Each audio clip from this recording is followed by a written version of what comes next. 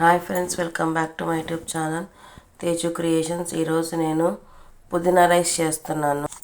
నేను ఈ గ్లాస్ తోటి 2 గ్లాస్ బాస్మతి రైస్ తీసుకొని ఒక 1 అవర్ నానబెట్టుకున్నాను అనమాట. నీట్గా వాష్ చేసుకొని ఒక ఉల్లిపాయ, హోల్ గరం మసాలా, స్టవ్ ముట్టించి కుక్కర్ పెట్టేసేసి 1 స్పూన్ నెయ్యి, 1 స్పూన్ ఆయిల్ వేసుకున్నాను.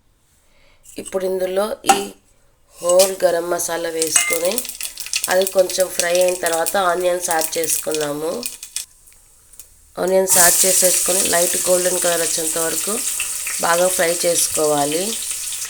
ఒక మిక్సీ జార్లోకి నీట్గా వాష్ చేసుకున్న పుదీనా, అలాగే ఒక 5-6 పచ్చిమిర్చి వేసేసుకొని మెత్తగా గ్రైండ్ చేసుకోవాలి. ఇది ఉల్లిపాయలు లైట్ గోల్డెన్ కలర్లోకి వచ్చే ఇందులో అల్లం వెల్లుల్లి పేస్ట్ యాడ్ చేసేసుకొని ఇది బాగా పచ్చి స్మెల్ పోయేంత వరకు ఒక 2 మినిట్స్ బాగా ఫ్రై చేసుకుందాము.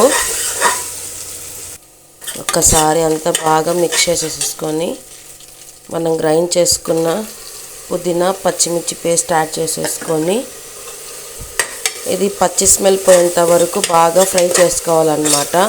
ఆయిల్ తేలేంత వరకు.